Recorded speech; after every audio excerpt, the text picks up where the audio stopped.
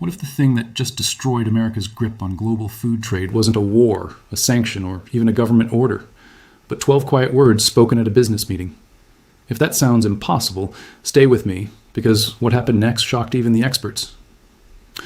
Before we go further, if you want to understand how power really shifts in this world, hit that like button, subscribe, so you never miss what's coming, and share this with someone who needs to see how fast the ground can move under a superpower's feet. This story didn't start in Washington. It didn't start with angry press conferences or emergency votes in Congress.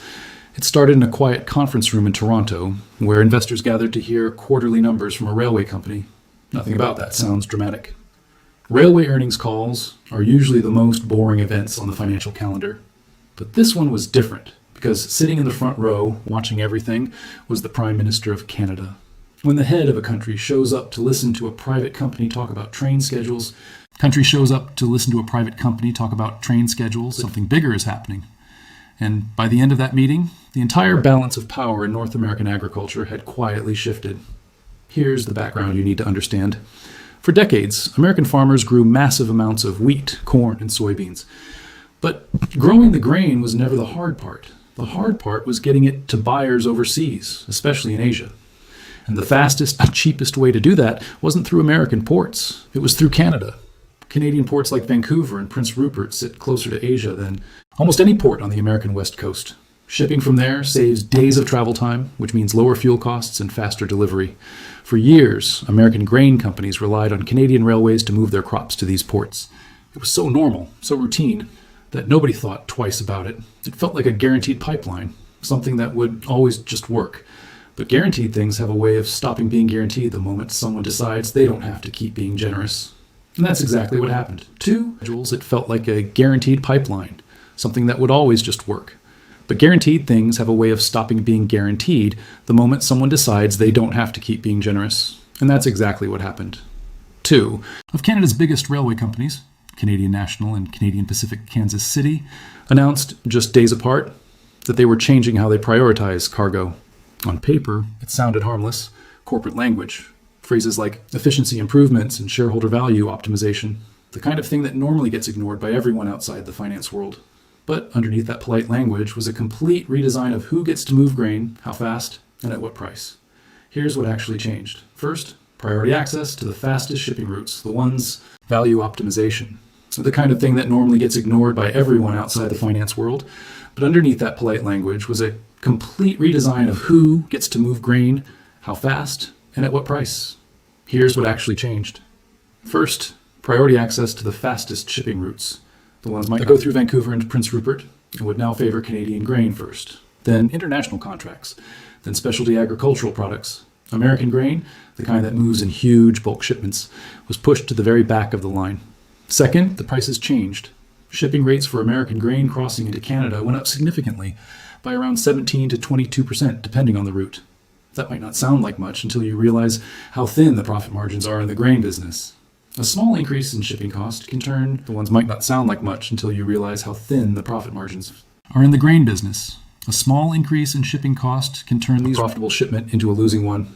Third, and maybe most painful of all, the actual number of rail cars available for American grain shipments dropped by roughly 30% right before harvest season. Now, picture what that means for a farmer in North Dakota or Minnesota. Harvest is coming, the grain bins are filling up, and suddenly, the trains that used to carry that grain to the coast aren't showing up the way they used to. There's nowhere to send the crop. Storage space runs out fast. And when storage runs out, farmers are forced to sell their grain locally, immediately, no matter how low the price drops. That's not a policy problem. That's a slow-motion financial disaster for an entire industry, and it was happening in real time. Before we go deeper into how this exploded into a full-blown international story, let's pause for a second. If this kind of behind-the-scenes power move surprises you, imagine what else is happening that never makes headlines. Smash that subscribe button now, because we're about to break down exactly how the US government tried to respond, and why nothing they tried actually worked. Now, here's where it gets even more interesting. Why didn't the United States just respond with tariffs, like it has in so many other trade disputes? Why couldn't it just demand the railways change their policy back? Because of one simple fact that almost nobody outside the freight industry understood until this moment. These railways are private Canadian companies. They're not government-run. They're not subject to American regulation just because some of their tracks run through American states. Their decisions about pricing and priority are business decisions, made by their own boards. In turn, these railways are private Canadian companies. They're not government-run. They're not subject to American regulation just because some of their tracks run through American states. Their decisions about pricing and priority are business decisions, made by their own boards, for their own shareholders. There was no treaty being broken, no law being violated, no international trade rule that applied. It was simply two companies deciding how to use their own property, their own trains, their own tracks, in the way that made the most financial sense for them. And legally, that's almost impossible to challenge. When American officials scrambled to respond, the cracks started showing immediately. There were public statements that didn't match reality, confusion about which company owned what, claims that the government could simply order the railways to go back to normal, even though that authority didn't exist. Behind closed doors, transportation officials reportedly met with the CEOs of major American railway companies to ask if they could absorb the redirected grain shipments. The answer, again and again, was no, not at this volume, not at these prices, not in the time available before harvest. Why? Because building new rail infrastructure isn't something you can do quickly. Estimates for replicating the kind of rail capacity Canada has built over generations would cost hundreds of billions of... Infrastructure isn't something you can do quickly. Estimates for replicating the kind of rail capacity Canada has built over generations would cost hundreds of billions of dollars and take well over a decade. And that's assuming everything goes smoothly, which large infrastructure projects almost never do. So the uncomfortable truth settled in. There was no fast fix, no backup plan, no alternative route that could be activated in time to save the harvest. And then came the moment that turned this from a business story into a historic one. At that same investor meeting in Toronto, the one where the Prime Minister sat quietly in the front row, the head of the railway company finished explaining the business changes. Then the Prime Minister stepped up to millions of the moment that turned this from a business story into a historic one. At that same investor meeting in Toronto, the one where the Prime Minister sat quietly in the front row, the head of the railway company finished explaining the business changes. Then the Prime Minister stepped up to the microphone. He didn't shout. He didn't posture. He spoke calmly, the way someone speaks when they know they don't need to raise their voice to make a point. He acknowledged that questions had been raised about whether Canadian companies had the right to make these changes, whether they were somehow obligated to keep prioritizing American shipments out of tradition or past habit. And then he gave his answer.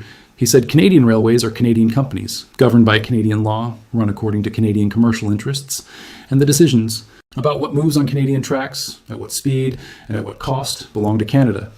Then he looked into the cameras and said something that would be repeated everywhere within hours. The grain is American, the railway is Canadian. The decision is ours. 12 words. That's all it took. Within minutes, those words were spreading across financial news networks, trading floors, and international headlines. People weren't just talking about grain anymore. They were talking about what this meant for how the world understood power, ownership, and dependency. Because up to those words were spreading across financial news networks, trading floors, and international headlines. People weren't just talking about grain anymore. They were talking about what this meant for how the world understood power, ownership, and dependency. Because here's the deeper truth this moment revealed. For decades, people assumed American agricultural dominance was simply a fact of nature, like it was guaranteed by the size of American farmland and the skill of American farmers. But farmland doesn't move grain. Infrastructure does. And infrastructure has an owner. If you don't own the railway, you don't control the outcome. You're just hoping the people who do own it keep doing you a favor. And for a long time, that favor was so reliable, so consistent, that everyone forgot it was a favor at all. This is the part of the story where one of the most respected investors in the world stepped in. Someone who has spent decades studying exactly this kind of infrastructure. He pointed out something simple but powerful. Railways are one of the strongest competitive advantages a company can have, precisely because you cannot recreate them. The land, the permits, the decades of construction, none of that can be rebuilt quickly or cheaply, no matter how much money you throw at the problem. He explained that what these railway companies did wasn't some sneaky political trick. It was just smart. Business. They looked at their limited capacity and decided to give priority to the shipments that made them the most money and built the strongest long-term relationships. Any well-run company would do the same thing. But the deeper point was this. American grain exporters had been quietly benefiting from pricing that didn't reflect the true value of that rail access. It was, in a sense, an unofficial subsidy. Once that subsidy disappeared, the real cost of doing business became visible for the first time in years. And that real cost was brutal. Within days, grain markets reacted hard. Wheat prices dropped sharply. Soybean prices fell as major international buyers started shifting their purchasing towards South American suppliers instead. Corn prices slid too, as forecasts for American exports weakened. International buyers in Asia didn't wait around to see how this would resolve. They started signing new agreements with suppliers in Australia, Brazil, and Argentina, countries that didn't depend on this fragile Canadian rail relationship. Once those new supply relationships formed, they wouldn't just disappear if things calmed down later. Trade relationships, once shifted, tend to stay shifted. Buyers don't like uncertainty, and once they find a stable alternative, they usually stick with it. This is the part that should worry anyone watching closely, because market share, once lost in international trade, is incredibly hard to win back. It's not like flipping a switch. It takes years of trust building, pricing negotiations, and reliability to convince a buyer to switch suppliers again. Meanwhile, back home, the political fallout was just getting started. Farm states, in the heart of American agriculture, started speaking out. Governors from major farming states held press conferences at grain elevators, openly criticizing the situation. Senators from agricultural states issued public statements expressing concern, some calling for hearings to figure out what support could be offered to farmers facing this sudden crisis. Major agricultural organizations called for immediate action. Some of the largest grain trading companies in the world, companies that usually stay quiet during political disputes, broke their silence to express concern. This wasn't just an economic story anymore. It was becoming a political one in the exact regions where political loyalty mattered most. So let's step back and look at the full picture of what actually happened here. Two private companies made business decisions. Those decisions were legal, defensible, and, according to outside experts, completely rational from a business standpoint. There was no government order forcing them. There didn't need to be. The companies simply prioritized their own interests, the way businesses are designed to do. But the impact of those decisions rippled outward in ways that touched farmers, exporters, international buyers, financial markets, and even national politics, all within days. And the country that found itself most exposed wasn't the one that made the decision. It was the one that had quietly built its entire export strategy around assuming someone else's infrastructure would always be available, on the same terms, forever. That's the real lesson here, and it goes far beyond grain. Power isn't always about armies, tariffs, or treaties. Sometimes power is just about who owns the road, literally. If you depend on someone else's road to get your goods to market, you're not just doing business with them, you're trusting them. And trust, in the world of global trade, can be withdrawn at any time with 12 calm words spoken into a microphone. For years, American agricultural strategy treated Canadian rail access like a fixed, unchangeable fact, almost like weather.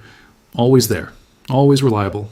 Nobody planned for a world where it might not be. Now, rail access like a fixed, unchangeable fact, almost like weather. Always there, always reliable. Nobody planned for a world where it might not be. Now, living in that world. And what makes this story so powerful isn't just the economic numbers, even though those numbers are staggering. It's the moment itself.